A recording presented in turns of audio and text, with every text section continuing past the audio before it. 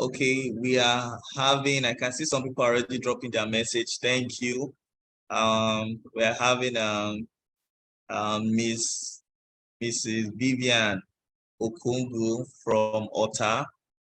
She's working in Kenaland Independent Power Plants, Living Faith Church. You are welcome, Ms. Ozioma. We also have Kaman. I hope I got your name right.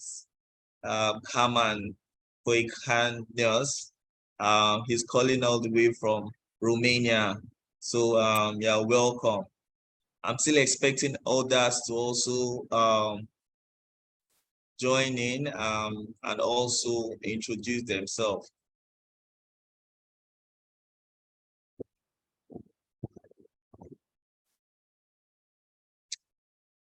Okay, I think we have just 2 minutes remaining. So as many I can get to read within the few minutes, I'll do that.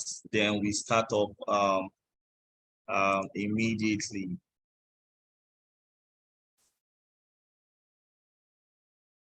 Okay, we're also having Mr. Okoye Ekene from Jesco Oil Nigeria Limited. You're welcome. Mr. Okoye, are you in Lagos or Port Harcourt?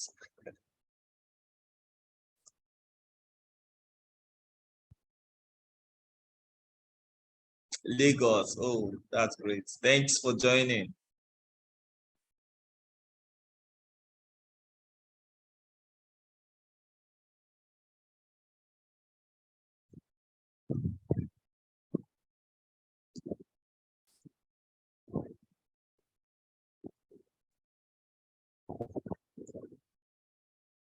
Hello. Okay, I think we can start now. Oh, we're having Mr. We're having Dr. Enang from Port Harcourt. Port Harcourt. He works with the National Research Institute for Chemical Technology. You're welcome, Doctor. We're also having Rachel from Lagos State. You're welcome. Okay, I think it's almost time. I would appreciate if we can start, or if you can have any more coming in between the next 1 minute. I think I can also accept any other person doing an introduction, or we should go ahead and start right away.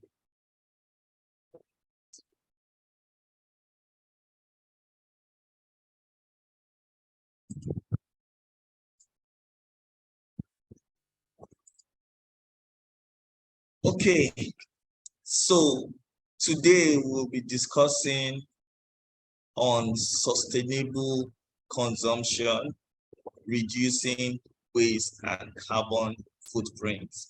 And just also note, this webinar is being hosted by Chevron Group. Chevron is a health, safety, environment, quality, and security company in Lagos State. And we thank you all for joining. Now, one of the major reasons why we are discussing this is because we understand that every positive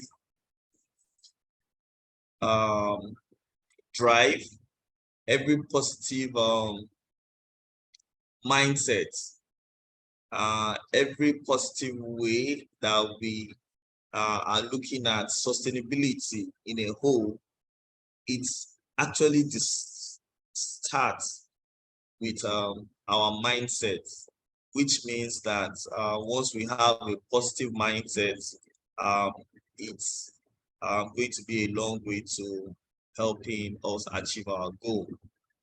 And that is the reason why we're actually taking this course.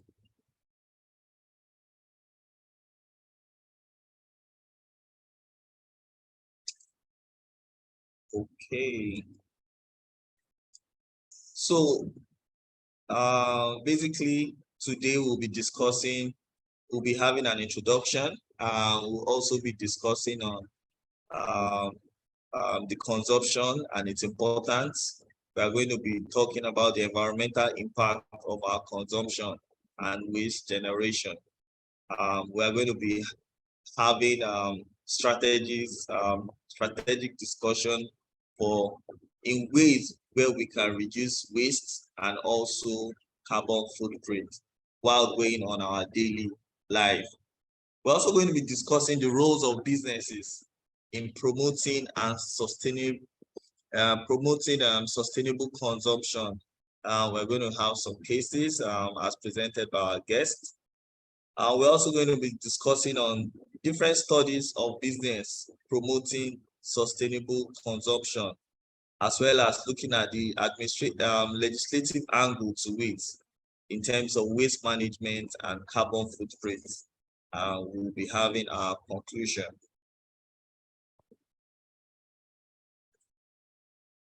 Please, can you all confirm if you can hear me and also see my screen?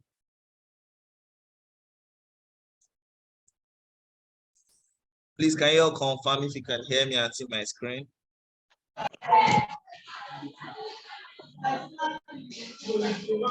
Yeah, confirm. Oh, yeah. Thank you. Yeah, you're clear, you're clear. Oh, okay, please let's meet.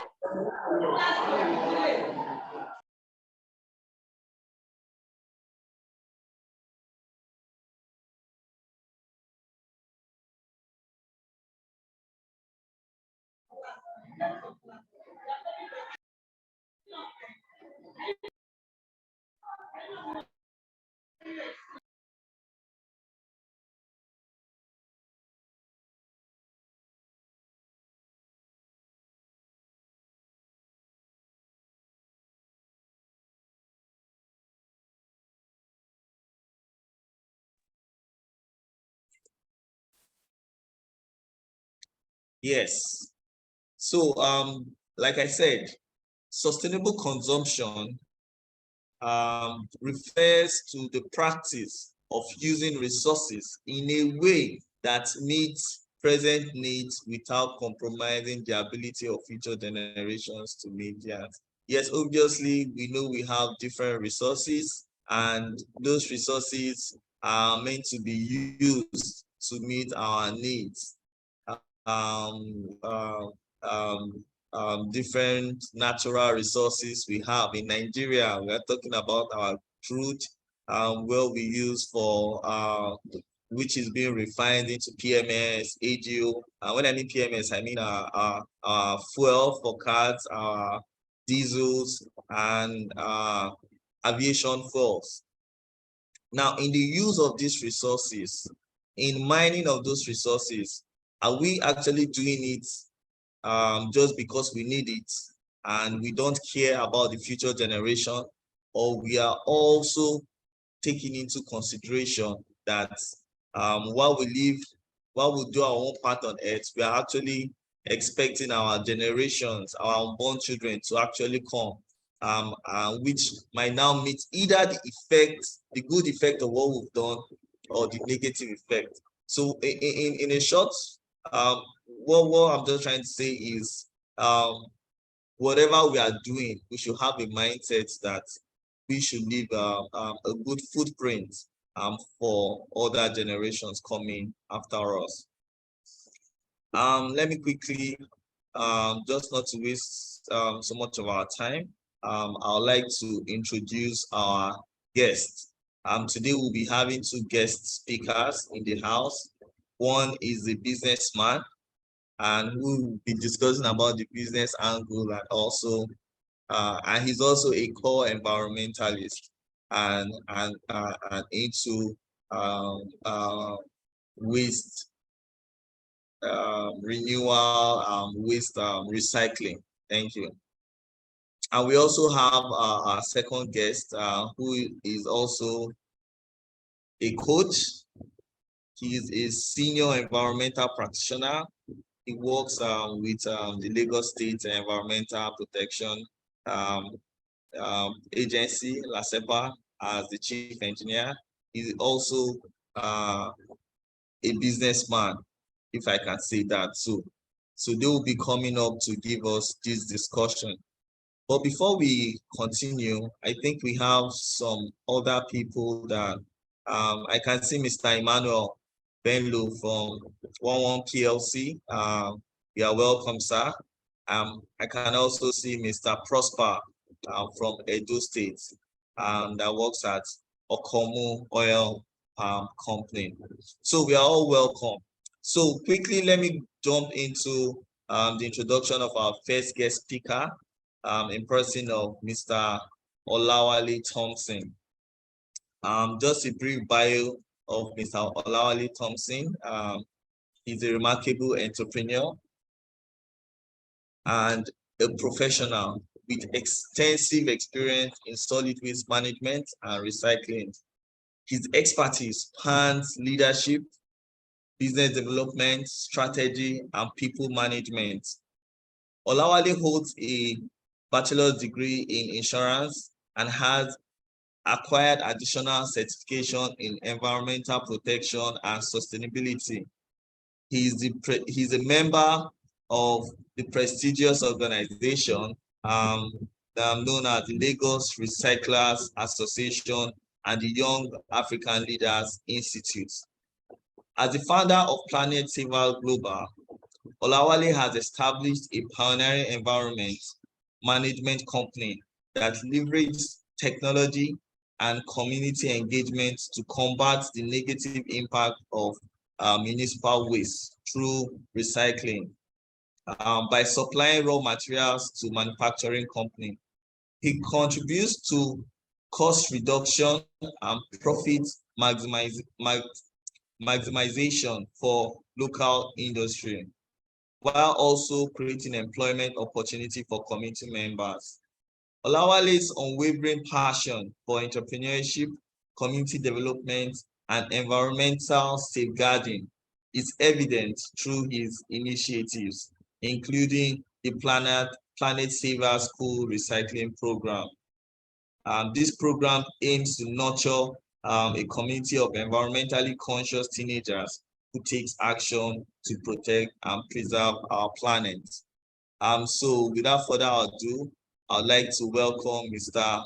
Olawale Thompson as he takes his first speech. So welcome, Mr. Olawale Thompson, and we are happy and glad to have you on board. So thank you.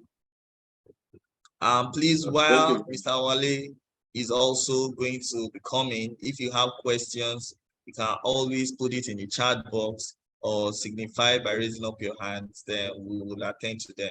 So thank you, Mr. Olawale Thompson. Mr. Ayodele Dari, thank you very much for the introduction. I hope you all can hear me loud and clear.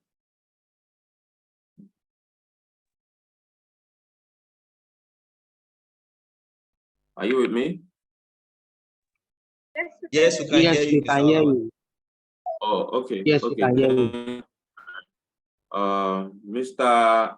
Ayo has done a brief introduction about me, and so in order not to waste much time, I don't think there is much to say. He has said virtually a lot, and if I'm going to repeat what he just mentioned, to be like me wasting our time. But let me just say this. My name is Olawale Thompson. I'm the CEO of Planet Savers Global Limited, a plastic recycling company in Lagos and in Ogun State. So thank you for having me. Thank you for the opportunity to speak. So today our topic is on sustainable consumption, reducing waste and carbon footprint. First, I want us to take the word sustain from sustainable consumption. The word sustain means to keep alive. It means there is a presence of something, an item of value that needs to be protected, that needs to be allowed to keep existing for whatever reason you think it is. You can want to, maybe sustain your family, your job, your food, anything that is of value to you that you think, can add to your well-being is what sustaining. So the word sustain is derived from a Latin word sustenere, which means to hold up, to continue, to keep up. I want us to now understand, like to now add that word sustain in this context. That is, we're talking about sustainable consumption. So now that we know what sustained means, I hope you know that this environment, is for everybody. It's not just for one person. So it is imperative that we all play our role in ensuring we have a sustainable environment. So whatever is what dispensing effort, to keep alive is an item of value, and no one should waste it. You shouldn't waste it, because it is for everyone. It is not just for one person. If it's for you, you can decide to misuse it. But these materials we're talking about is for the general public. So we have to guard it jealously. So I would like us to, to understand that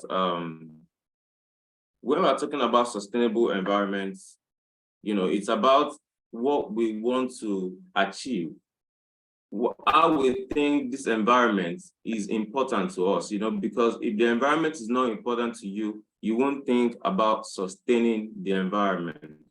So let's quickly, now I want us to take our mind into the society. We as environmentalists, we need to always educate people, because it is our job to let people know that this thing is wrong, this thing is right. Let us do things the right way.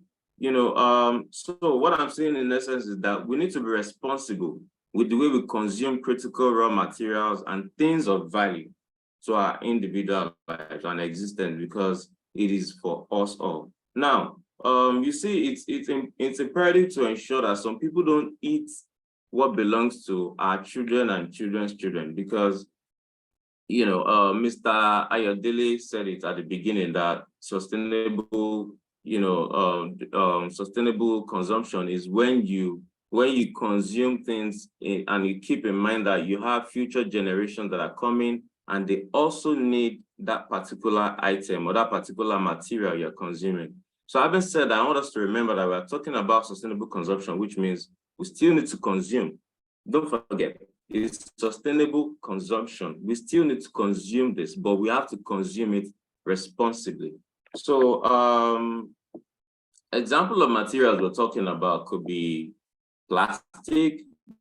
We can get plastic from coal, natural gas, crude oil, metal from iron ore, paper from trees, aluminum. These are natural resources. And let's say because we have them in abundance, that does not mean we can just use them anyhow.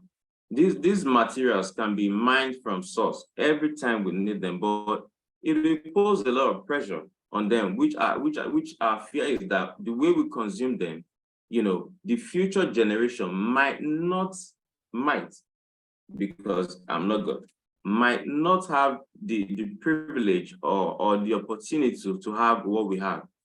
So how do we consume responsibly? This takes us to, we need to be conscious that we have to consume responsibly, so we can ensure that this material, don't go into extinction. We don't overuse them, depletion of mineral resources. And so there are several ways we can ensure a sustainable society. One of them is to reduce. Permit me to share my screen. I hope you're following me. Are you with me? Is anybody here with me? Yes, you're true. Yes, sir. Okay. Yes, I hear you. Just I'd like to share my screen a bit so you can have a visual of what I'm saying.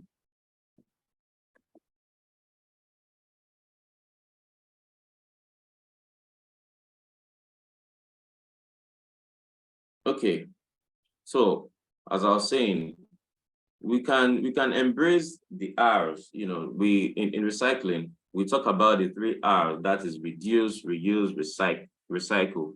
So when we reduce, this means we don't consume, you don't consume what you don't need. Don't eat like they say, awoof, like it is free of charge. You just consume, even things you don't need, you consume. No, let us try to reduce consumption. If you don't need to print, don't print paper, because the more paper you print, we get paper from timber, and to get timber, people need to fall down our trees. So if you don't need to print, don't print. If you don't need to get a new plastic bag, don't get it. You can use the one you have. If you don't need to get that new plastic bottle, you can reuse the one you have. But what we are saying in essence right now is that you can just reduce your usage. Instead of using 20, which you don't need, why can't you just limit it to 5 that you need? Reduce consumption to the barest minimum, because it will help us. Okay, let's say, for example, we have 500,000 plastic bottles in society, in circulation. And out of that 500,000, we've used only 20,000. The need to produce more will not be pressing. But let's say out of that 500,000, we've used 400,000, we are left with just 100. Then we will need to produce more, because we think, oh, we have very little in circulation and we need to do more. But when you reduce your consumption, it will help us manage the resources we have. And okay, let's now move away from reduce. Okay, let me chip in this one. You can also replace. Okay, what I mean by replace, like when you consume, you can replace whatever it is you can replace. You cannot replace all the materials. But let's say trees, for example, it is easy for you to replace. You can plant trees. When you plant trees, we have timber, we have oxygen. So that one is easy, like we can still replace trees when we use them. So now let's talk about reuse. Sometimes the item we have, we can still use them again. We shouldn't be quick to dispose them. In Nigeria, we have this wasteful attitude in almost everything we do. Sometimes you can still reuse something, but we just feel, what's there, you trade away, you get another one. Yes, it might seem okay, but you are not doing the environment any good in our job as environmentalists. Whatever you can reuse them. You don't need to buy something new. You don't need to, you don't need to get something new. Yeah, in life, we want something new every day, but not like we will not start mining to get these materials. No. So when you reuse, it gets to a point where, whatever item it is you're reusing might lose its value, and the need to replace them, is imminent. But now, when you reuse and you want to dispose, you can now dispose them by recycling. We are talking about recyclables. Recycling is a process of conversion already used material into new goods or semi-finished goods for production of new items. Let's talk about plastic now. I have a plastic bottle with me. Recycling this bottle, you can get a shirt, like your t-shirt. They produce, recycled bottles from these PET bottles. You can get cotton. So we also need to know that when we recycle this material, yes, we are saving the environment, but it is also something that has economic value. So let us cultivate that culture of recycling, because it's a lot of times, like one of the things we're doing in Planet Savers, we're trying to make sure that we reduce the number of students that are out of school.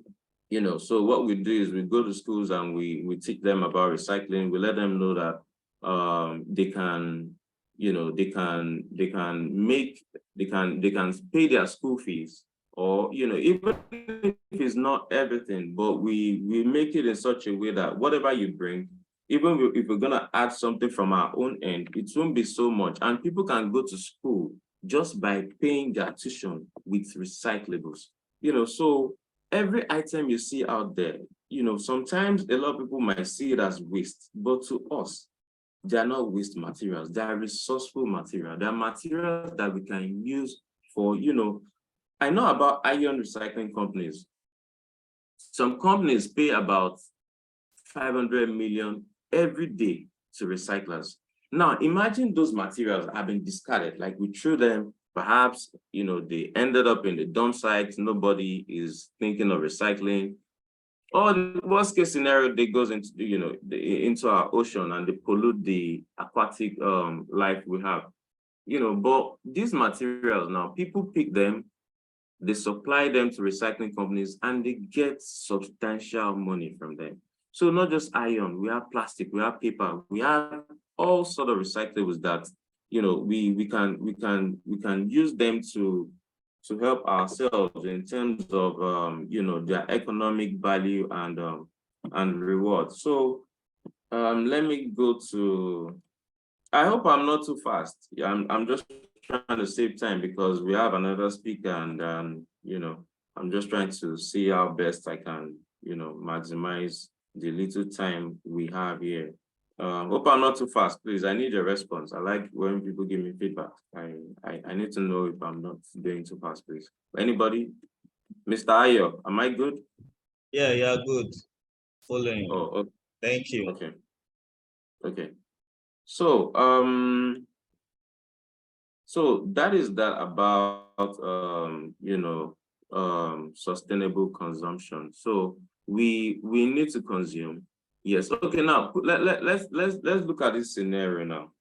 Let's say all of us on this chat, we were for one reason or the other, we find ourselves in a desert and we have a jar, like one big jar containing water, which is to sustain everybody for like 1 month.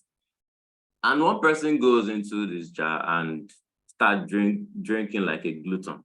What is going to happen? All of us will scream that, come on, this thing is not for you alone. Drink what you need to drink at a particular time. Not like you drink like your life depends on it, and if you don't drink so much, you will die.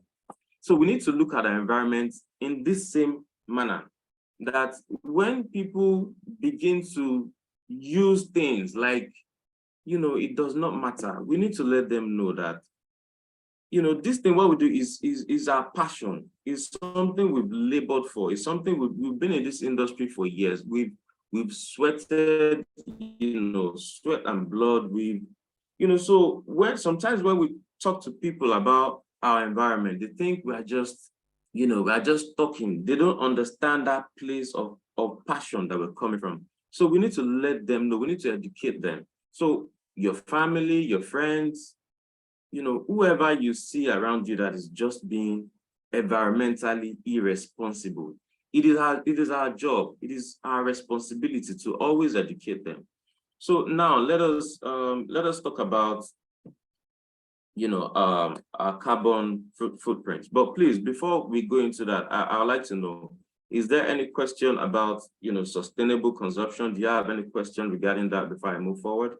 I would like to answer them as they come, please. Any question? So I can easily go back and address it.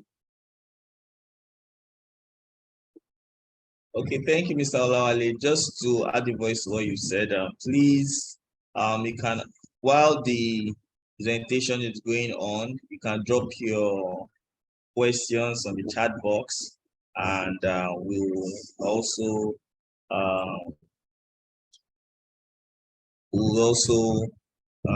pick it up and let him know. But for me, I think this is quite an insightful one. And just like the scenario you said, that if we are all in a desert and we all have one jar of water, how do we use it? So basically, it's just for us to also get into the consciousness that whatever resources we are using as an individual, as a company, we should also have the mindset of sustaining the environment and reducing our carbon footprint. Just like things we use. I know even as individuals, how many of us are conscious about the items we buy if they're actually environmentally friendly? There are some people that they are conscious about it. So it's just a wake-up call for us to understand the impact of our activities and how it can negatively affect us, even doing these little things we are doing. And whereas we can change our attitudes to looking into the consciousness of going into the green aspect of the environment, using items that we know do not have impact, items, and we can have items that are biodegradable and not stuff that can impact our sea and the likes. That's just my few comment I have on that. But overall, thank you so much. I think it's very educative.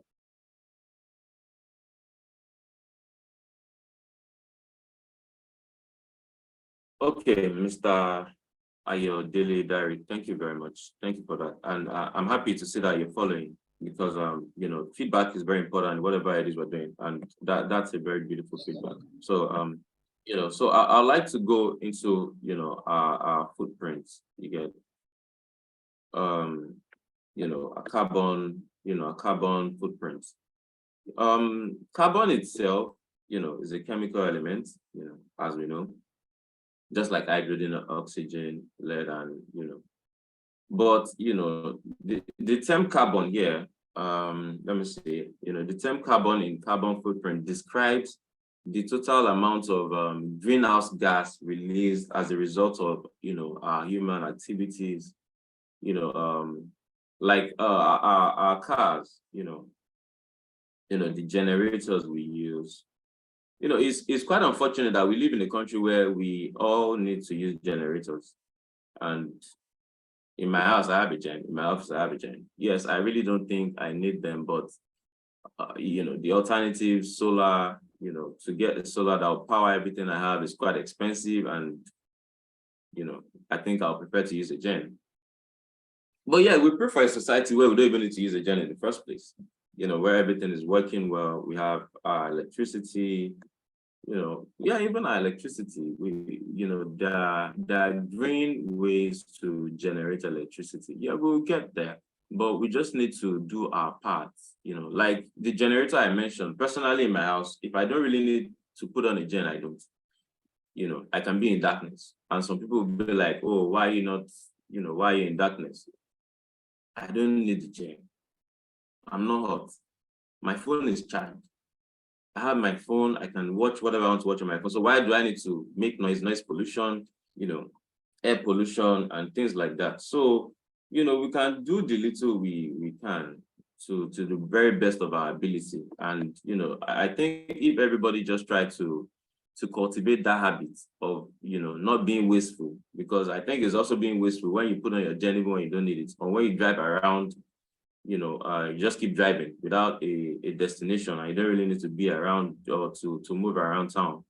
So, you know, so items, you know, things like, you know, let me see. Okay, you won't believe that, you know, fossil fuel, coal, oil and gas, you know, they are the largest contributor of, you know, of this greenhouse, you know, gas we're talking about. You know, they contribute so much to the global climate change.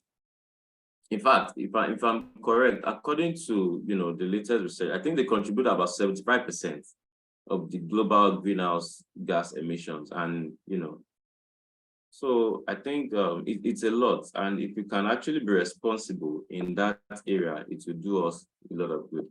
You know, this is majorly caused by our activities as human, you know, our engines, as I mentioned, you know, plants and machineries, you know, mining, you know, smelting, burning, you know, some people just burn things indiscriminately. They just pack refuse somewhere and they start burning, not minding the air pollution that it will cause to that. Even their immediate neighbor, they don't care.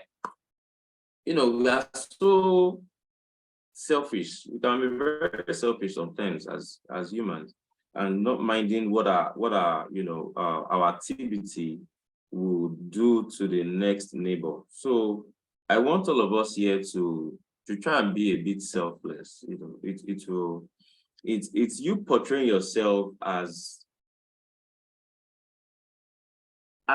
you know, as human. I don't even want to say as a responsible human being, but just as human, it's just something we should do naturally.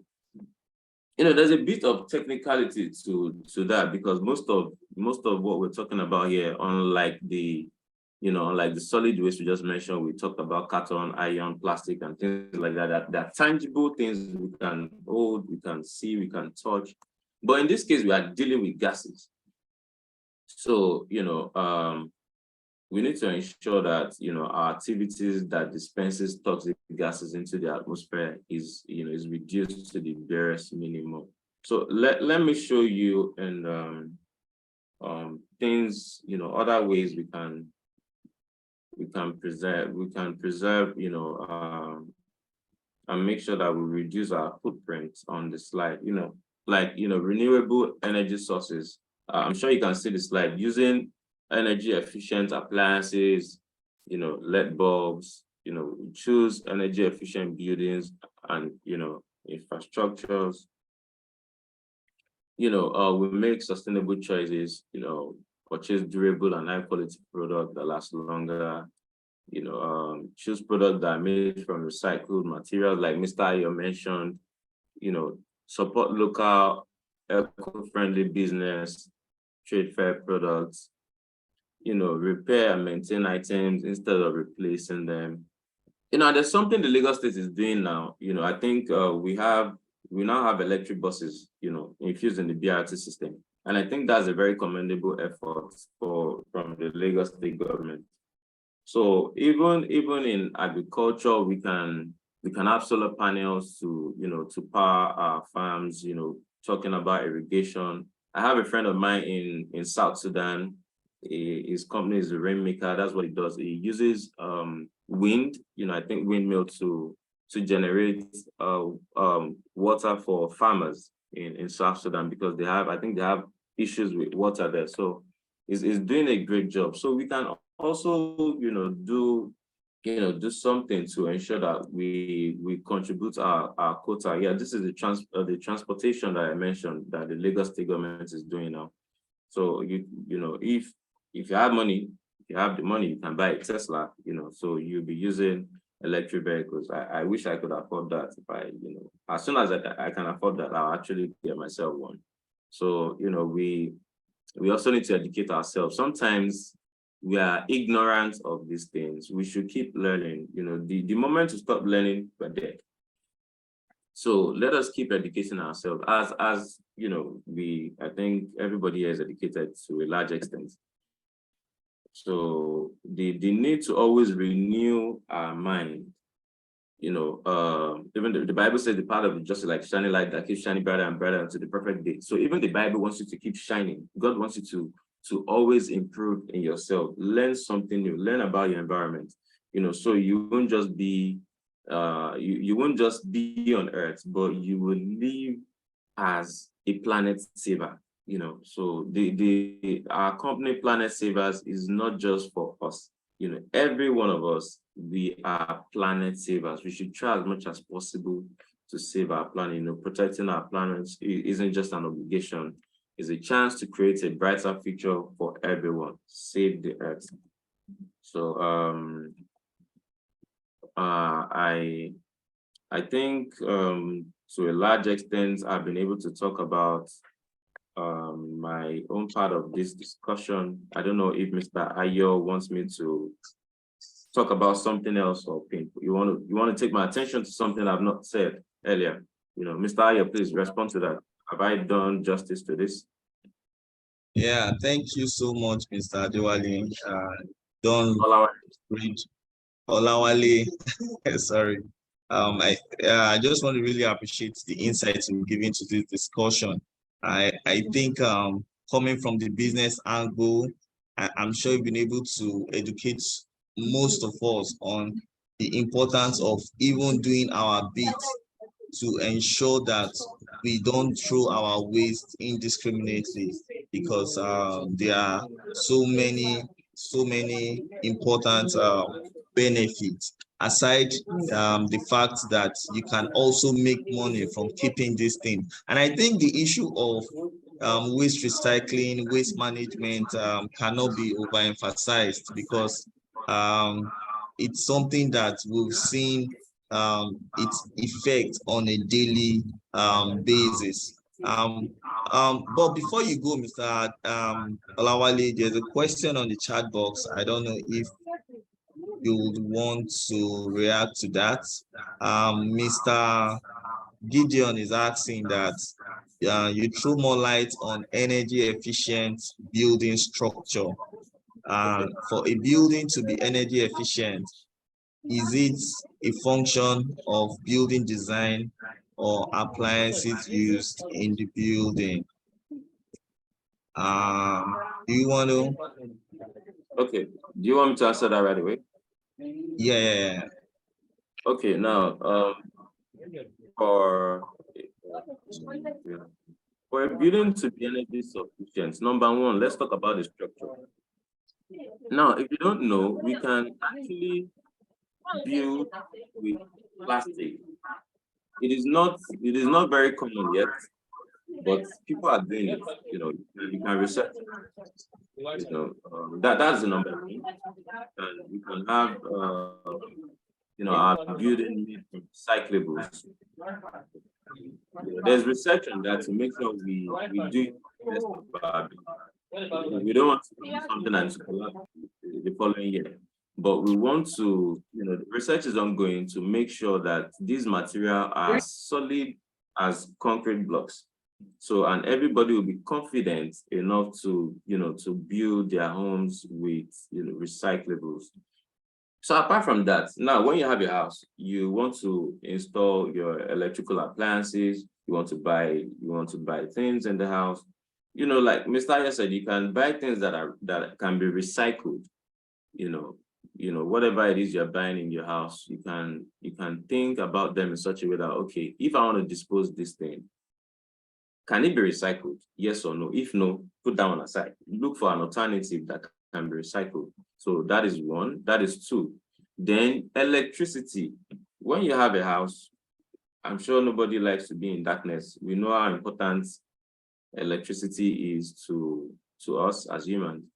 So I said earlier, we can have solar panel, you know, to generate electricity. You know, it's good in this part of the world. Our sun is, you know, we have very bright sun, summertime, and you know, we can actually generate electricity through that. You can have a solar panel and the inverter, and I think you're good to go. Yeah, they're a bit pricey, but come on, if you can afford it, you know, to do you a lot of good, and it will save you money buying petrol. And even now that in Nigeria, everybody's, you know, we just elected a new president, and in the next, after 2 hours or 1 hour, we started seeing hike in the price of PMS, which I think is very, I don't want to go into that. It's kind of very embarrassing, to be honest. But so I think, yes, we build, we have a building with recyclables, the items we buy in the building, you know, like the bulbs. I mentioned the bulb, we have energy saving bulbs. You know, we can actually try to, you know, to be as eco-friendly as we can in that aspect. So then it's going to be a culture in your house that, you know, you have separate bins for recyclables, you know, your organic waste, you know, whatever. Then the ones that need to go to recycling plants will go. The ones that, you know, are non-recyclables, you know, you can put them in a separate bag. So it's also a way of, you know, ensuring that your family is living right and, you know, just doing the best you can. I don't know. I think I've been able to answer that question, unless there's something else you want to say. Let me check if there's another question on the group chat. Concerning Thank you, Mr. Oh, Thank you, Mr. Is my time? Olawale. Yeah, your time is up, but we are just giving extra. Just to add a bit of context to the what you've just said in terms of the question. Yes, basically, and when you are looking at energy consumption and building designs, if you look at what we have today, we are having so many buildings that are state of the art, fully automated, which obviously would have to use a lot of energy to power those buildings. So it's both ways, basically. But what I can say to that is, once you have a good management and a good monitor of your energy allocation, it's a way for you to measure your consumption. And I think the current way monitoring system we have in most of our buildings are actually put in place for you as an individual to measure how much energy you use, and from your meters and all that. So when you're looking at the building design and the appliances, it depends on which how would I put it now? On both ways, you can actually have a design that has to do with a whole lot of energy. Let's assume you're living in a building that you have elevators, that you have a whole lot of you have remote doors, obviously it consumes energy and outside your appliances. So it's a function of to me, both the design and also your appliances. But the most important way is, what is the source of the energy?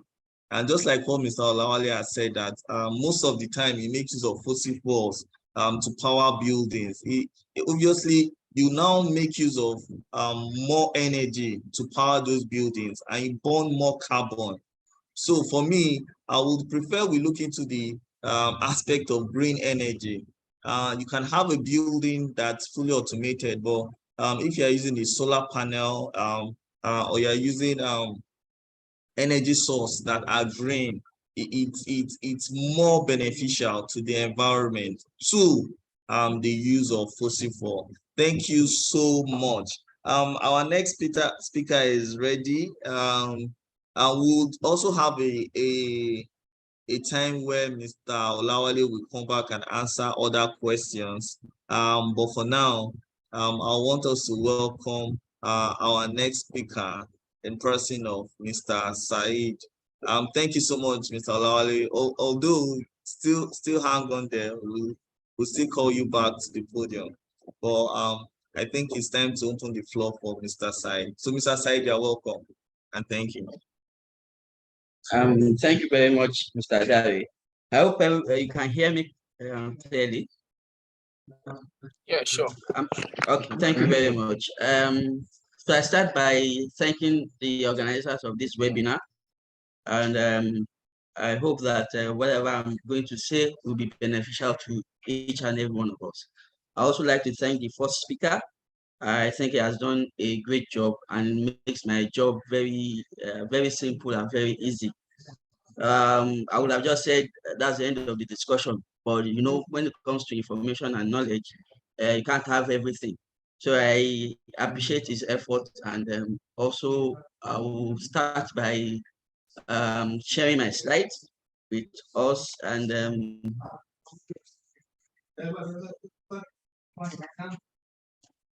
so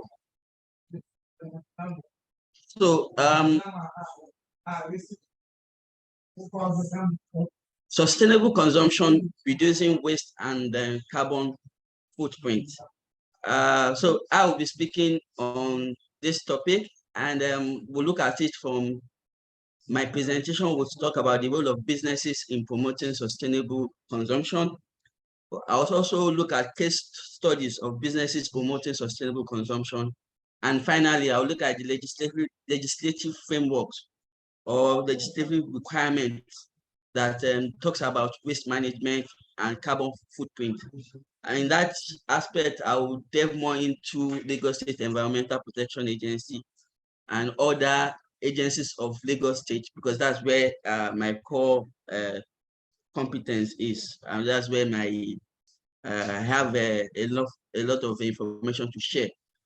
So I'll start by saying, what do we understand by what is going on in the global environment?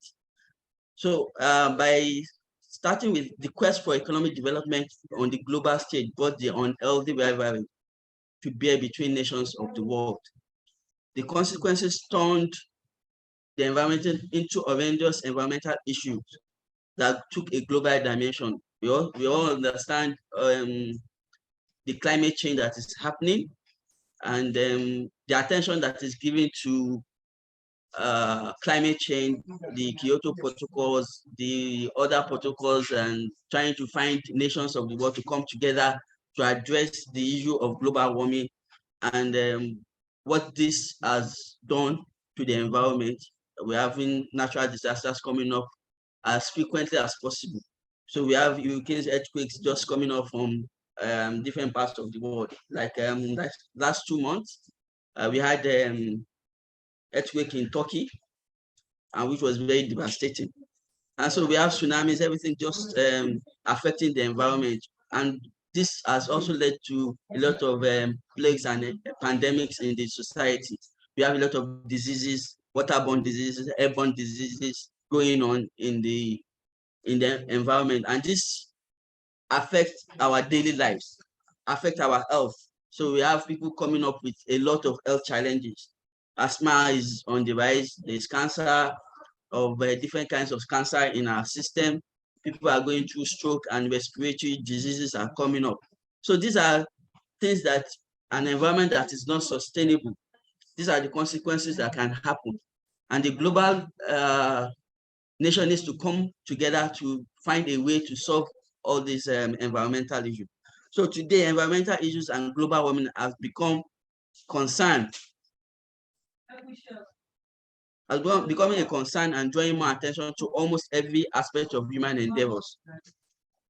Thus, there has been considerable internal and external pressure on businesses to adopt and maintain environmentally friendly processes and to produce environmentally friendly products and services. So when I go to companies or case studies of companies that have been able to having environmental friendly policies, you will see what some of these companies are doing to maintain our environment and sustain it. So sustainable development was the key concept of the 1992 Earth Summit in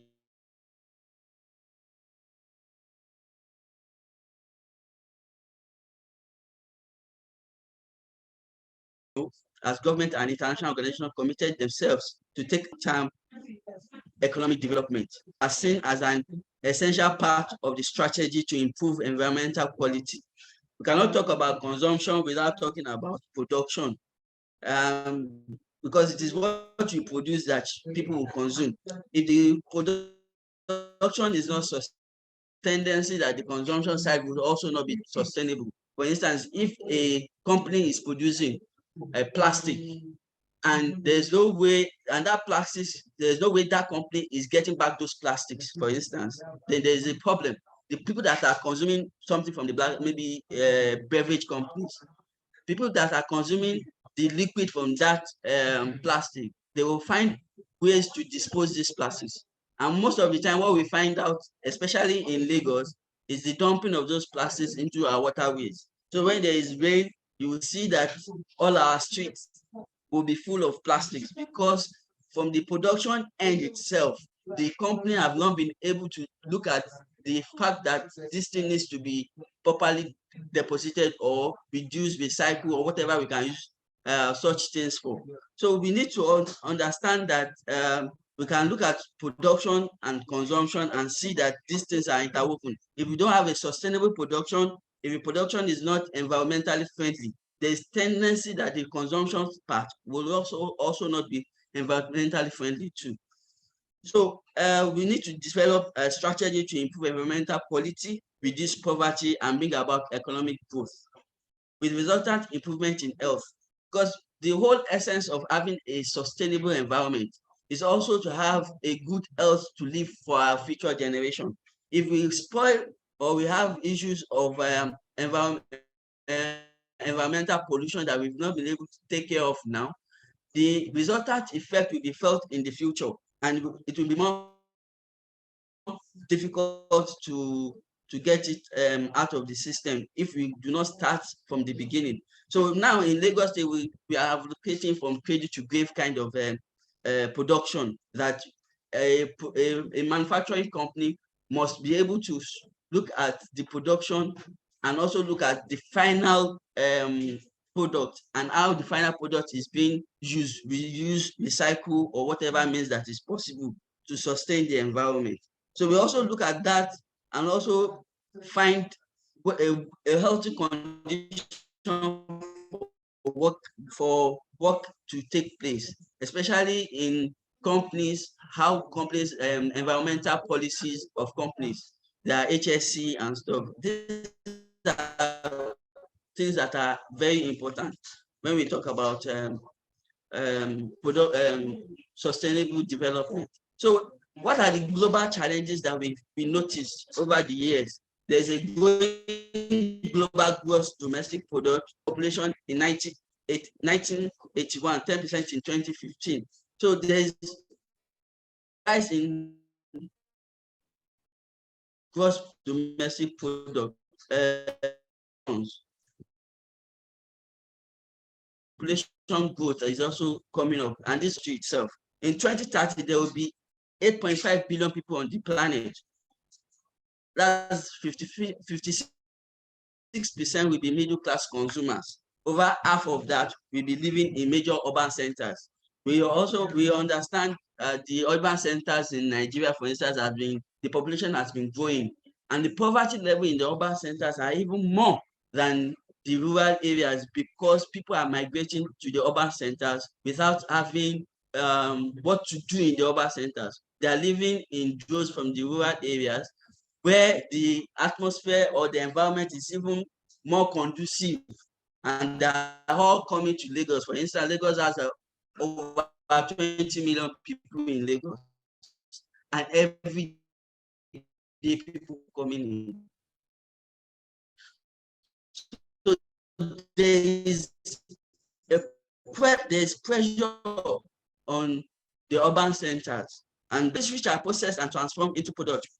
One thing we should understand that no matter how much we want to talk about the environment, sustaining the environment, there will be materials used, raw materials into finished goods, and there's also the need for those finished goods to be environmentally disposed, whether through having a sanitary recycling process whereby the material is still in the environment itself and doing a lot of other activities. So there's also, when we talk about higher consumption, there's also green GHG emissions. That means the greenhouse gases. They're also much in the environment because of we have generators. There's no enough power sources. Everybody has their own better bats, my neighbor. That's what we call it.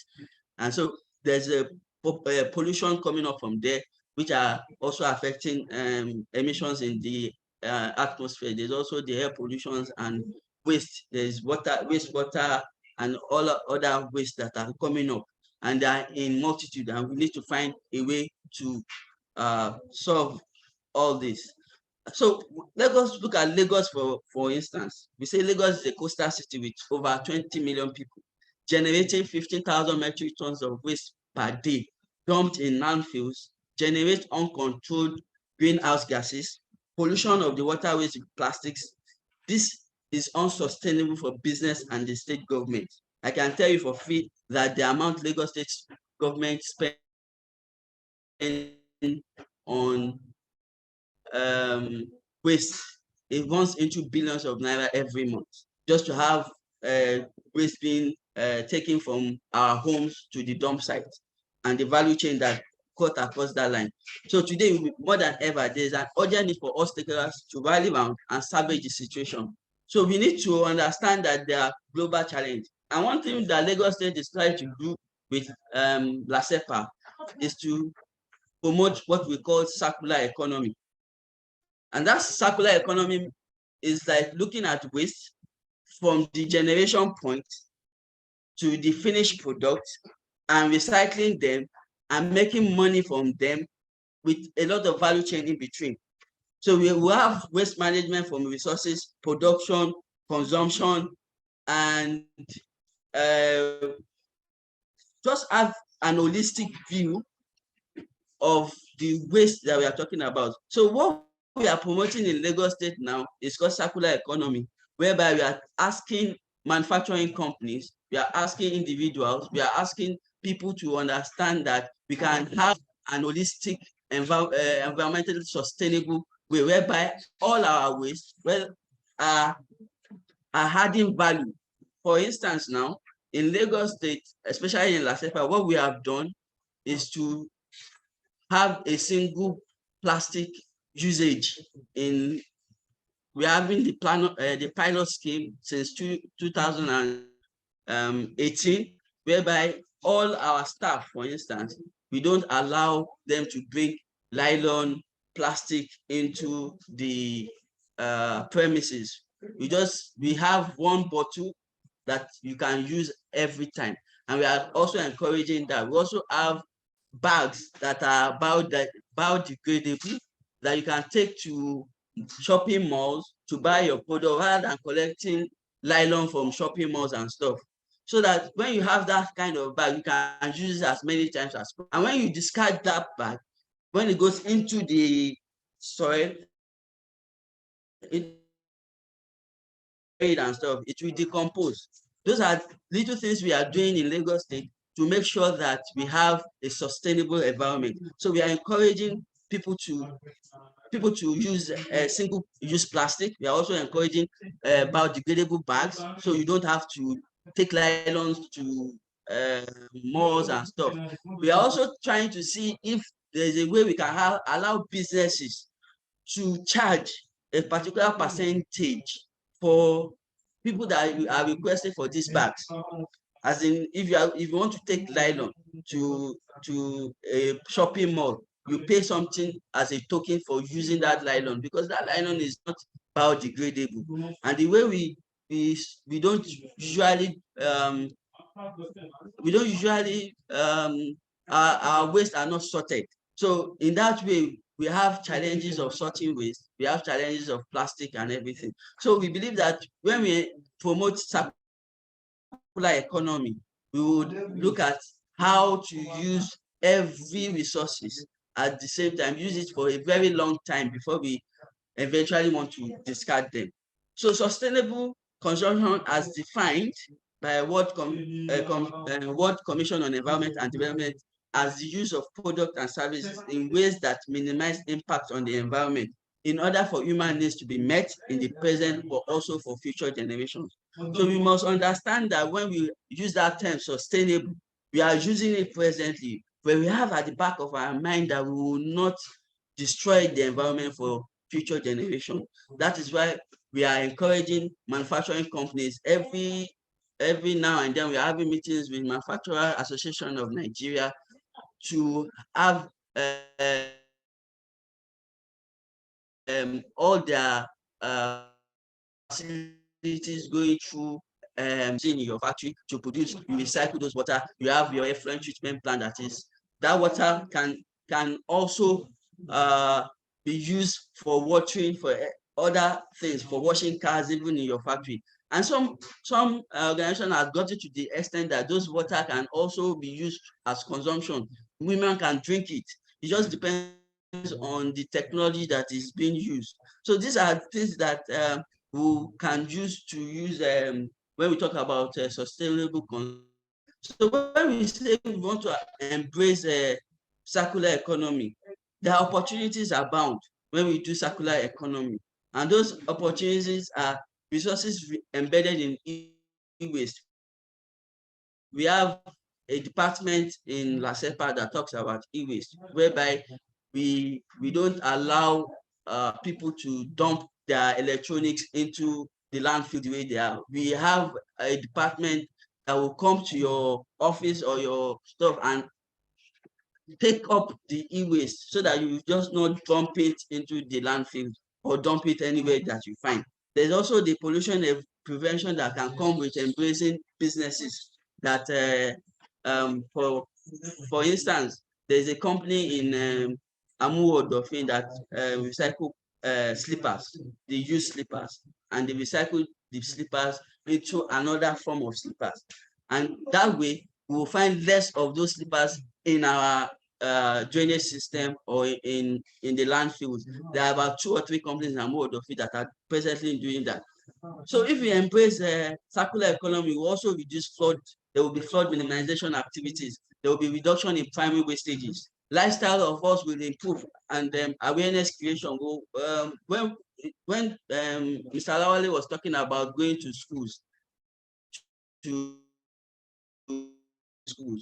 these are things that when we embrace circular economy can bring about. We will have community waste to wealth activities. For instance, last year, Lagos State should to bring we did something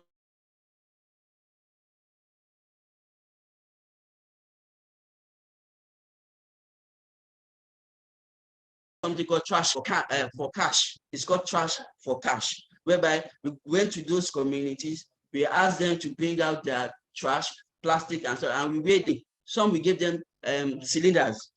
Some using cylinders. We gave them 3 kg cylinders. We gave them some people cash, and some people we had to do health outreach for them, whereby we bring in doctors to look at them and stuff like that. These are things that can happen when we embrace circular economy. We also have commercial recycling.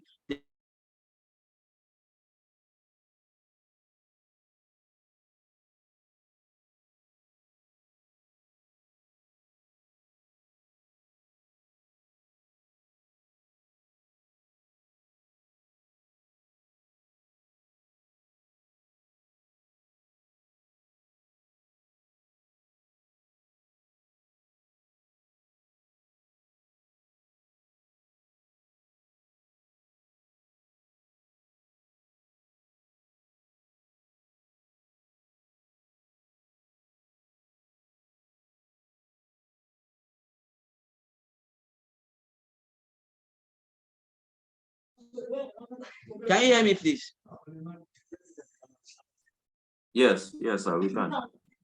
So sorry, I have so when we embrace circular economy, there are a lot of opportunities with them. There is access to the new state of technology. For instance, Unilever 2 or 3 years ago, they brought in an effluent treatment plant from India that was that can convert their wastewater into water that is used for their gardens and washing their toilets. So those are the things that can happen with embracing circular economy, and we also improve resource productivity. Now we have companies that most of their raw materials are sourced from abroad. Now we are trying to do backward integration, whereby we can find local materials for those industries. So those are the things that can happen with having circular economy, and circular economy itself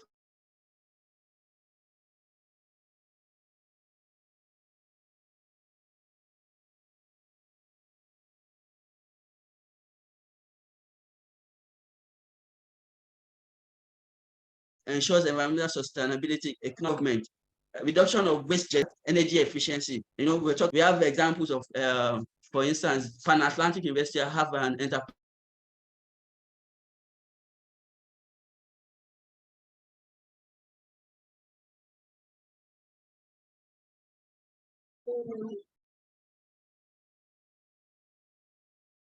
development center, whereby in the afternoon like this, they don't need to put on their, is that natural, and when you go into their toilet, what you find, so when you come in, the light comes up. When you go out, the light switched off by itself. Can you hear me? Am I Yes, still on? Mr. Said. Yes. Yeah. However, Okay, your yeah. network is a bit, but we hope it will be stable now. I'm so sorry. but I've been because I'm connected with my phone. There's a lot of no problem. calls coming in. I don't know what. Yeah, but I'm so sorry. But I think that what I'm trying to say, we can energy efficiency. We talked about that. There's banks, for instance, Sterling Bank or Stanbic IBTC. They're 100% on solar. They don't use electricity. There are buildings in VI, and that is one of the things that we are trying to encourage. Where even in La Cepa right now, what we have is that we have our solar inverter, solar powered laboratories. Our laboratories is solar powered, and so that this way we can reduce energy consumption, and we also encouraging businesses, because when you have energy mix whereby you can have solar, you can have wind and stuff like that, we encourage, and we have companies springing up, and so encouraging production and consumption of things that are sustainable for the environment. Then we also talk about advocacy. So when when you start a new innovation, there's a need for advocacy. So we have NGOs trying to do a lot of advocacy. Lagos State government is also doing a lot of advocacy. So we have opportunities here and there that can come up when we embrace circular economy. So it's not only about consumption alone. We are looking at the whole value chain, from production to transportation to the final consumer, and what the consumer will do with the resources, whereby we can also encourage sorting of materials, whereby other people can use those materials for other things. So, and at the end of the day, we are also promoting what is called sustainable development goods. So when we do production to consumption, having a circular economy, we would have clean water and sanitation as part of the sustainable development SDG. We will also encourage affordable and clean energy. There will also be decent work. People will find jobs, and there are people that are scavenging for tin materials, all these cans and stuff. We have people, we have industries, small scale industries that are into that. We have people that are picking up plastics and then using a lot of this for stuff. Then sustainable cities and communities. We need to encourage use of water. Make sure that water we use is what we need, not wastage and things like that. And we also need to find a way of having community water system, rather than each individual having boreholes in their homes. It's not sustainable.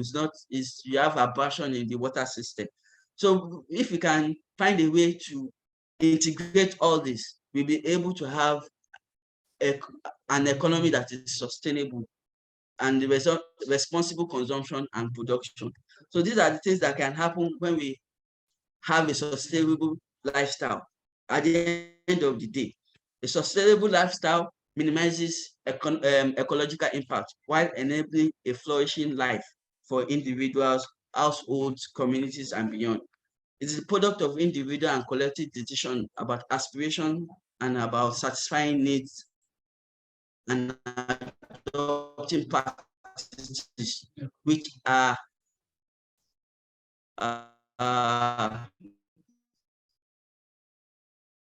which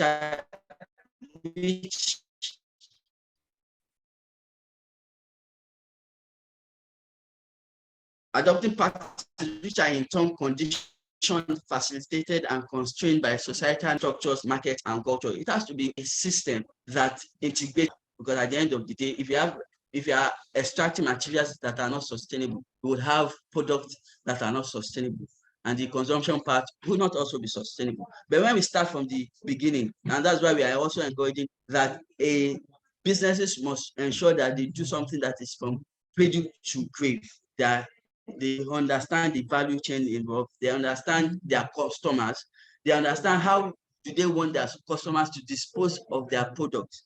Is there a way that we can encourage companies to take back plastics and pay talking to the consumers? These are things that can happen if we look at it holistically. So I also want to talk about case studies. So I mentioned some before. I also mentioned some few other ones. For instance, I'll mention something about Heineken. For instance, Heineken decided to change their supply chain and change it into green supply chain management.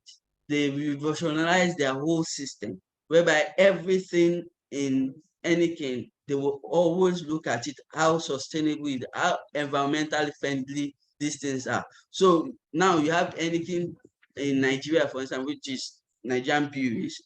They have their effluent treatment plant, whereby, before they discharge, even if they have treatment plant, they discharge the treatment into waterways. Now they are finding ways to recycle the treatment from their factory and make sure that they are used for either their gardening and their washing of their cars and things like that. So they've revolutionized the whole of their value chain. So they are encouraging green and trying as much as possible to, because from before, I can tell you that how much Nigerian breweries pay to government in discharging water from their factory into the drainage system is high. But now that has been reduced because they recycle their waters, and they're also looking at their packages. Now what you find with them is that, for instance, their e-waste, they ask for e-waste collectors. Their oil and their used oil, they have companies registered with LASEPA that come to pick up their used oil. It's not that any Tom, Dick, and I can just walk into Nigerian breweries and take oil from here. And Lagos State itself has started putting oil tanks in mechanic villages, whereby when mechanic finishes and they have oil from there, they can dump it there, and oil recycling company comes to pick them at the end of the day. So what has anything done with going green? They've reduced cost spent on the environment. Like I said before, what they pay to government in discharging their water into the public drainage has reduced. They reduce overhead costs by using method of recycling wastewater from their production line for reuse. They're targeting future conservation. They are also looking at other aspects that they can reduce. They have bottles, plastic bottles and stuff like that.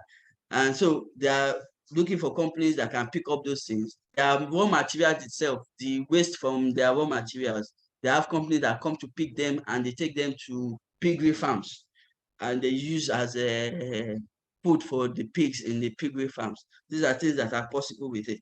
So there's increase in profitability by using environmentally friendly materials sourced locally.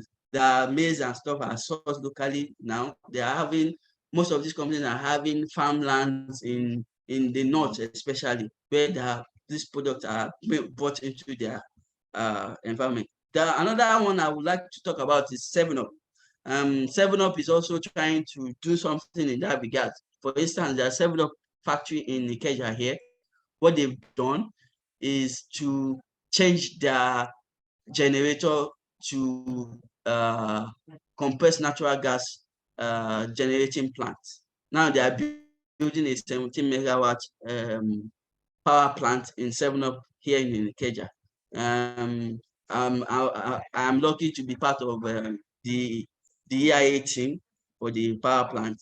And then one of the things that they try to do with the power plant is also to use the fume from the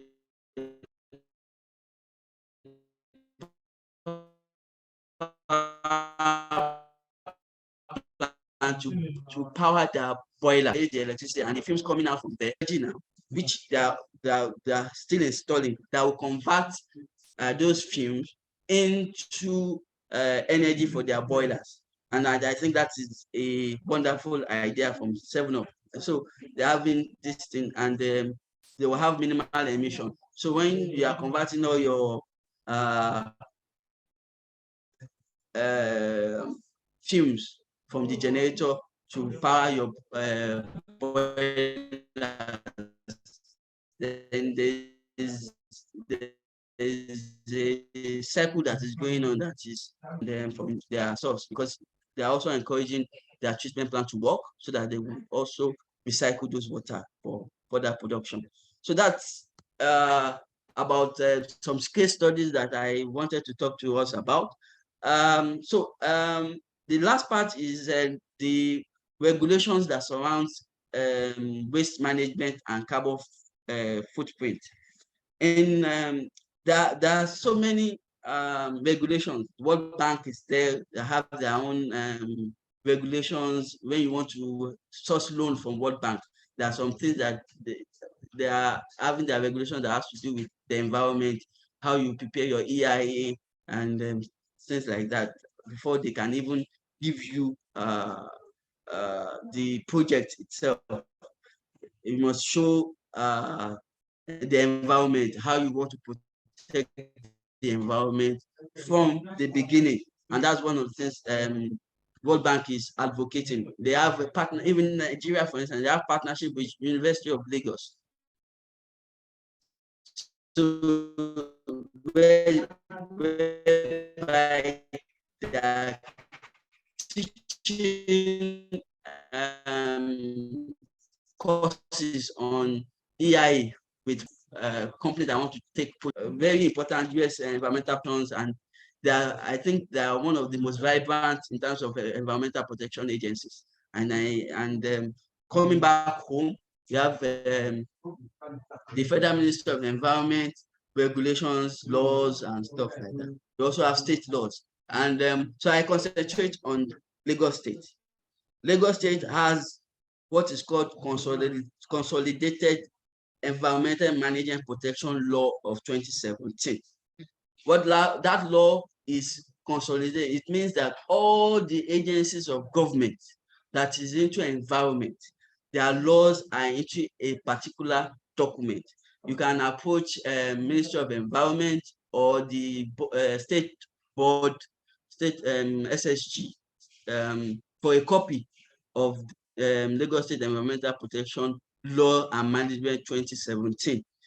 And what we have in that law is to look at the environment itself, from the fact of we have air pollution, from the fact that we have water pollution, we have a lot of others. So we have agencies of government that takes care of that, and they have their laws. For instance, Lagos State Environmental Protection and Agency law is inside that law that talks about industrial treatment, industrial materials, noise pollution, air pollution, and the functions of government in that line. So you find out that, for instance, Lagos State Environmental Protection, LASEPA, is into advocacy of noise pollution. We are discouraging noise pollution. We have, for instance, if you are during the day, the highest number of noise we expect is 90 decibel. During the night, we expect 45 decibel. We have complaints from communities that maybe a particular church, a particular mosque, or a manufacturing company is making noise, and we go there, we test the noise level, and we advise, we sanction. These are the things that we do in LASEPA when it comes to noise pollution. We also have effluent treatment plants in LASEPA for those companies that don't have yet to have effluent treatment plants in their factories. They can bring their effluent treatment plant to LASEPA and stuff. Then we also have in the law, we also have what is Lagos State Waste Management Office, LASWAMO, that is in charge of sewage treatment, sewage disposal of sewage, and buildings that can have when you have buildings that's above 3-story building and or 50 occupants, you are expected to have a sewage treatment plant, which is different from you having these people coming to your facility to pick up your waste. A building that is above 3-story building is expected to have a sewage treatment plant embedded in the building. So from the design stage, you will have that. So we also have Lagos State Water Regulatory Commission. Those are the agencies in charge of water abrasion, water from boreholes, from things like that. They regulate water, the water system in Lagos State. We also have Lagos State Parks and Gardens. They are the ones in charge of tree planting, gardens and stuff. We are encouraging tree planting. We also have partnership with industries to encourage them to plant trees, whether in their facilities or outside. So we have a lot of these things. And all these are governed by Lagos State Environmental Protection Law 2017. So we can have a copy of that. I believe that if there is anything that I've missed, pardon me. I hope that during the course of question and answer, I can give more clarity to some issues. Thank you very much.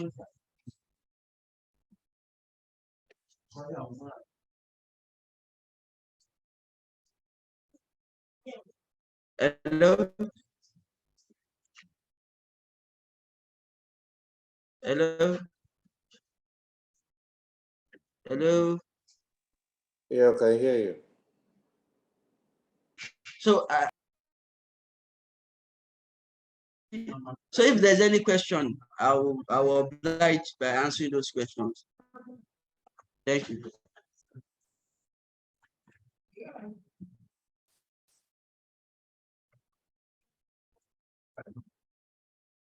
Mr. Dare, Can I go ahead and ask a question? yes, you can. Please do. All right. All right. Thank you very much for this wonderful presentation. Let me just dive quickly to my question. Actually, I would like you to differentiate between the linear economy and the circular economy in your own definition or terms.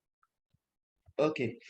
When we talk about linear economy, what we are saying is that, okay, there's a production, okay, and when a company produces a particular product, it goes through the chain to the consumer, and when it gets to the consumer, it goes to the landfill.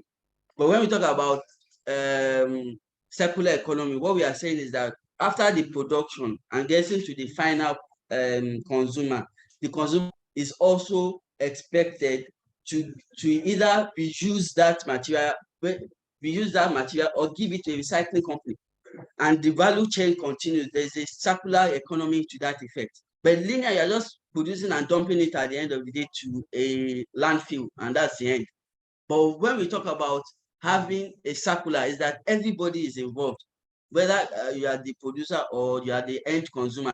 You're also looking at that product and see what value you can add to that product by yourself, or a company that can come in and take that product and for instance, you have companies that have you have breweries that produce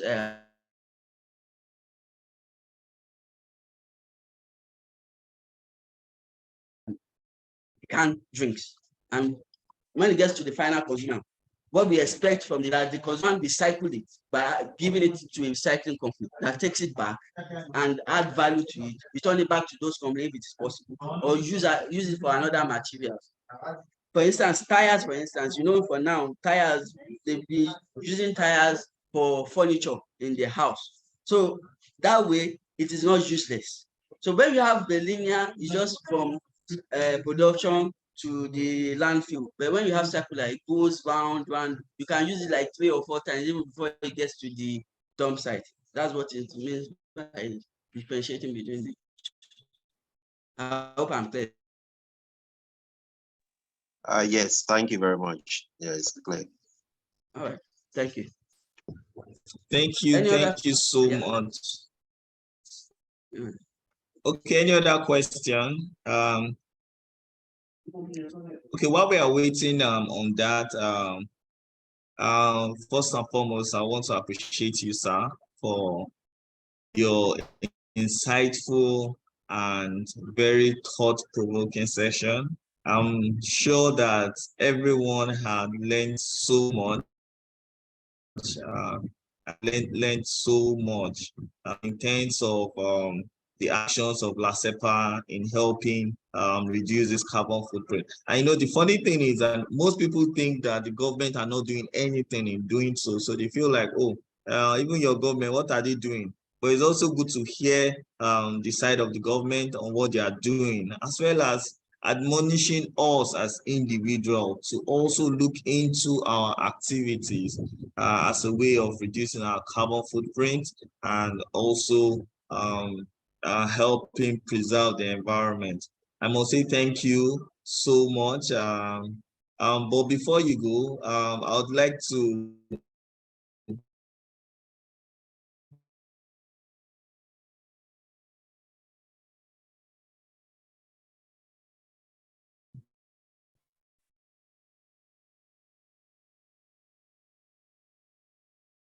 So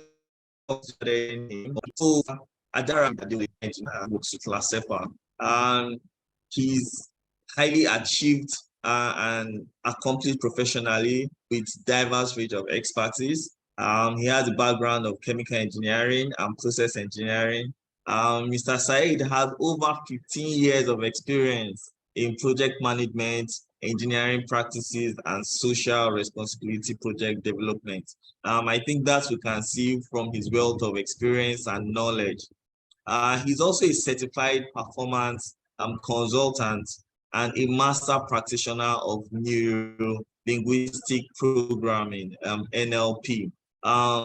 Engineer Adara Ali's passion for environmental sustainability is evident through his specialization in effluent and sewage treatment, energy and renewable energy sources, and his focus on developing mitigation and adaptation strategies for combating climate change. Additionally, he has extensive experience in leadership training, coaching, mentoring, and mentoring individuals on personal development and goal setting. He's also the CEO of Queros Consults. He provides comprehensive business solution training for startup companies, marketing, branding expertise, and strategic expansion support. Engineer Adara Ali is also involved in various NGOs and faith-based organizations, including serving as an executive director of Timeless Souls Incorporation, a coaching firm dedicated to helping teenagers and their family navigate the journey from poverty to adulthood. So I want to say a big thank you again, sir, for stepping up to these tasks and also doing justice. I must say this was one very engaging topic.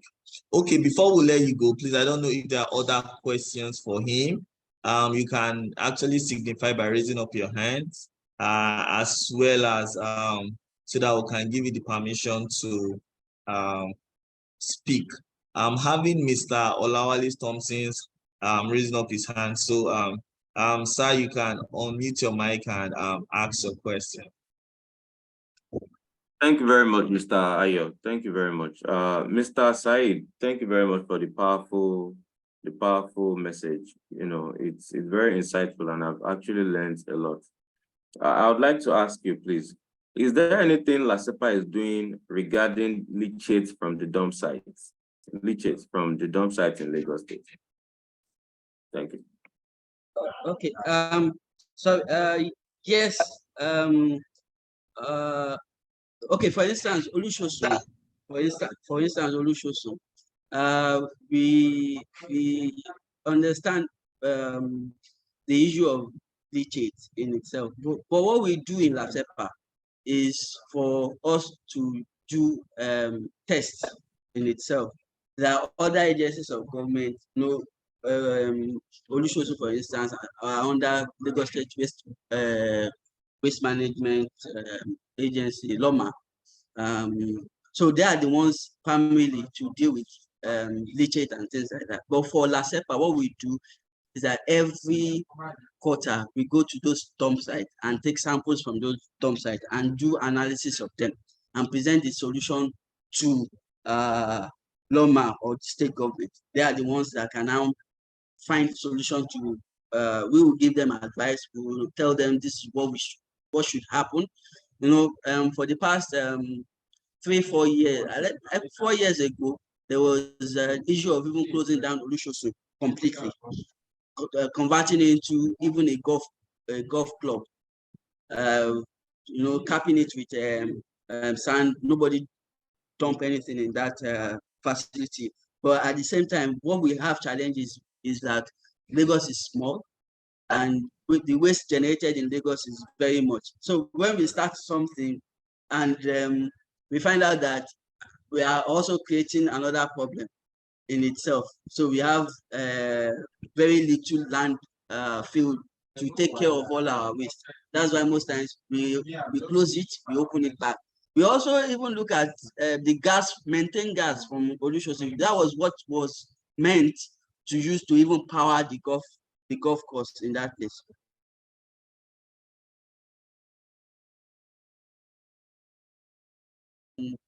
Governor Babajide Fashola's era, that was what the plan. But because Okay, of the huge amount of waste I generated think- in Lagos.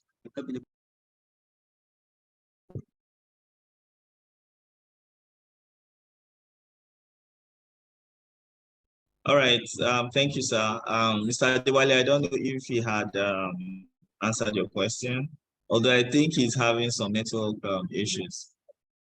Yes, sir, he did. Thank you very much.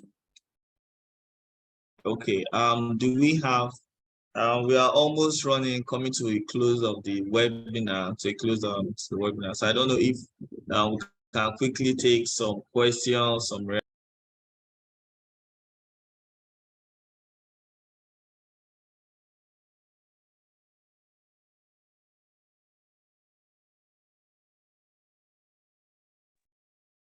Okay.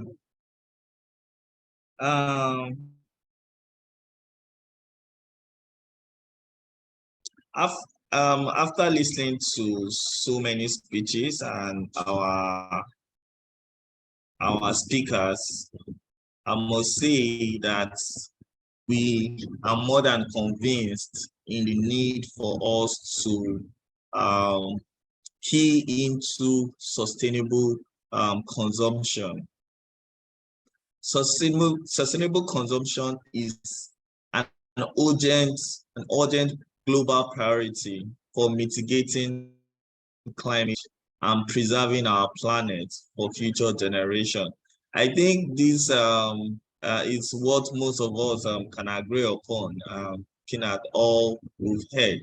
By making conscious choices and adopting sustainable practices, we can reduce waste, lower our carbon footprint, and create a more sustainable future.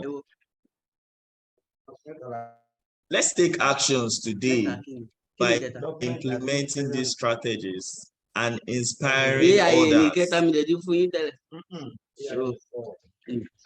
Engineer Side, can you please mute your mic? Sorry.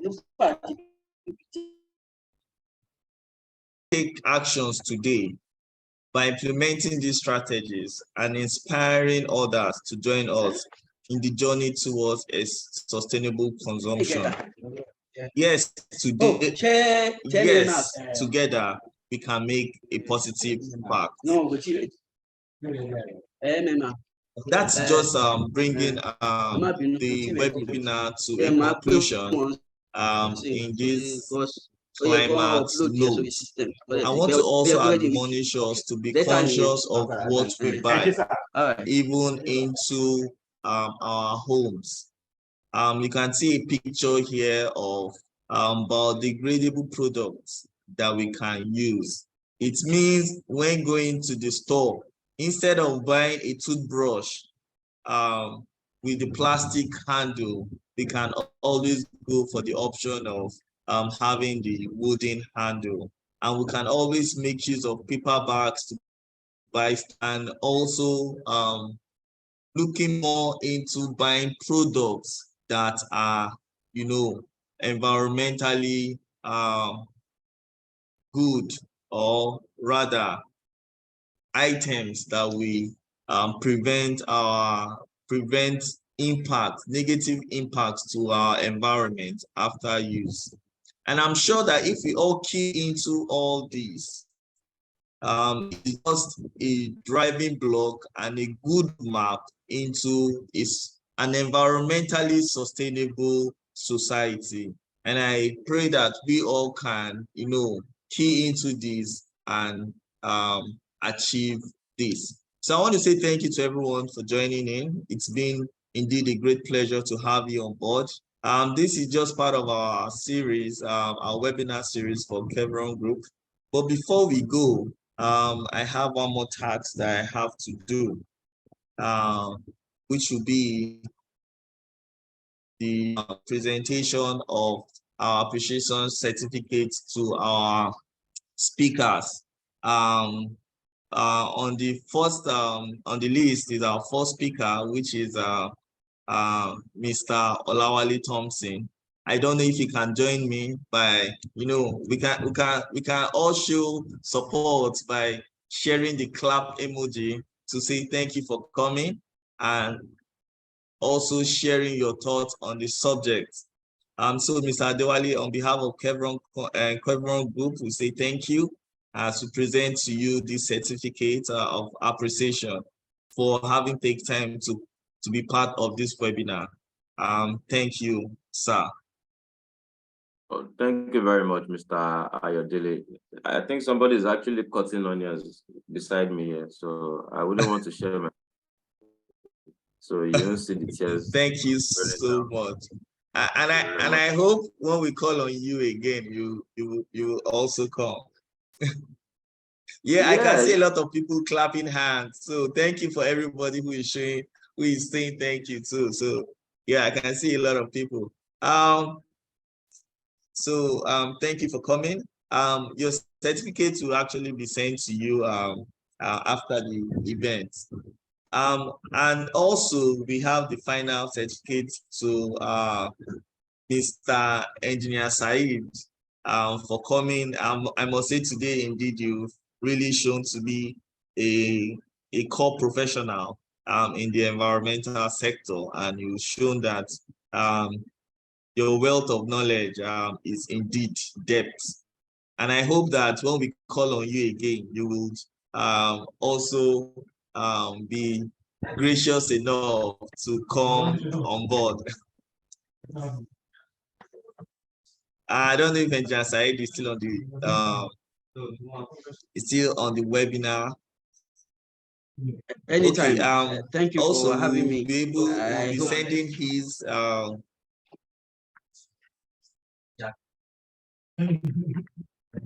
all right, thank you so much, sir. Okay,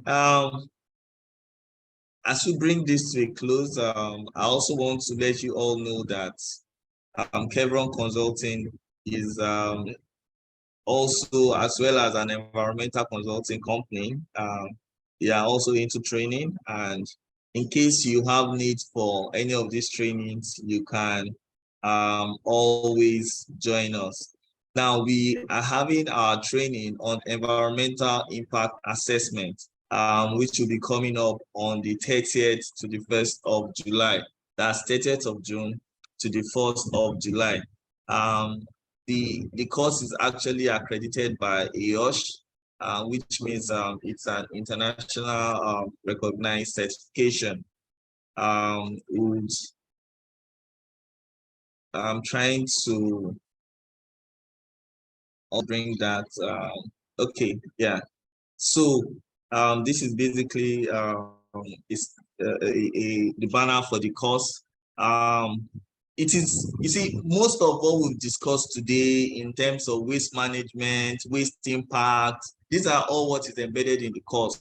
So for you to understand more, for you to get more knowledge on this, I would advise you key into this course. So you can always reach out to us in due course for registration. And please note it's coming up on the 30th of June to the 1st of July 2023. I must say, indeed, it's a very power-packed course. And like I also said, I think this is one of the first courses EOSH as an international body will be accrediting. So they're not getting a local course accreditation, but an international one. So I hope to see you guys there. If you check the chat box, you will see links to our Facebook, Twitter, LinkedIn, Instagram, and TikTok pages to follow us, to follow up on other exciting events, as well as webinar coming up with a more engaging and interesting topic. Once again, I want to say thank you to everyone. I don't know if I can have few periods to take. I don't know if anyone has a comment or a question or an addition to what you've heard before we close the day. So you can open up your mic and I will allow you have that period. Mr. I'm sure we've all. Ayodele. Yes, Ayodele, thank you. Oh, thank you. Thank you so much for this awesome opportunity. I really appreciate. My question was actually concerning the last speaker when he mentioned that 7-Up Bottling Company is establishing a 17.2 megawatts compressed natural gas plant. I was like, why did they choose CNG to direct shell gas from the upstream? Since we are talking about greenhouse emission and how to curb it, does it mean that compressed natural gas is more environmental friendly to the direct gas from shell? That's my concern. I want to know why they chose compressed natural gas. Yes. Okay, thank you. I think Mr. Said is still online. Mr. Said, do you want to address that question? But before he comes up, for me, just like what you rightly stated, the natural gas is it's a bit cleaner, but you have to look at availability and what they can also have. Both forms of power, it's way cleaner to the diesel that we use for our generator. So I think for them it will be what is more available to them to use. I can't really say because I wasn't part of the project, but both forms of energy are clean and are also green. Looking at the CNG and that of the natural gas. So, but I would say, in my own opinion, that it's probably due to what is available for them at the moment that they can really get access to. So I think that is it. But then obviously you can always connect with Mr. Said since he was part of the EIA team, but I'm sure they will have given more details into the reason why they chose that pathway for more clarity. If that helped. Okay, sir. Thank you. All right. So I think it's almost time. So I want to thank everyone for joining. I'm indeed grateful to have you guys on the platform today. And I wish you all the best as we continue making sure that our actions, our activities is done in a way to preserve the environment. I don't know if the speaker have one more. Mr. Adewale, do you have one more anything to say before we close for the day? Your last speech, your last parting thoughts for the guests. Okay, thank you, Mr. Ayodele. And again, my name is Olawale. I think I prefer Olawale to Adewale. Just a personal thing. That's my name. So one last thing, I just want to tell everybody here that, being here is a great privilege to be here because we need to always learn, and no knowledge is wasted. Even I, being a speaker here, I've also learned something. I picked a few things from Mr. Said. And let us not just be a listener of the word. Let us go out and also be a doer of the word. Whatever it is we have learned today, let us make use of it. Even God said that pick those that are wise and experienced among you and make them leaders. So what we've done today is to increase our level of wisdom and maybe experience. And let us go outside and project ourselves as leaders and make sure we play our role in ensuring we have a clean, green, and eco-friendly society. Thank you very, very much.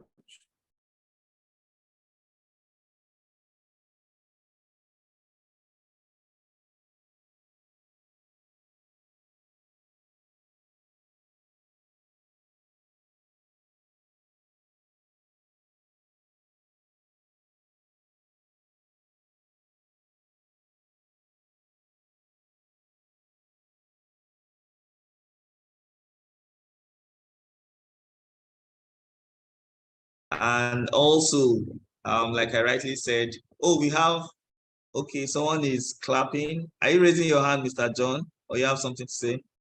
Mr. John Adeyemo. Yeah, I was You just can unmute your clapping. mic and speak. Yeah, I was just clapping. Oh, thank you. All right, thank you. So thank you everyone for joining. We see you all next in our next webinar. So have a wonderful day, and please make sure your activities are environmentally safe, and also you are not bringing impact to the environment. Thank you all for joining, and have a wonderful day. See you next time. Cheers. Thank you. Yes, sir. Stay blessed.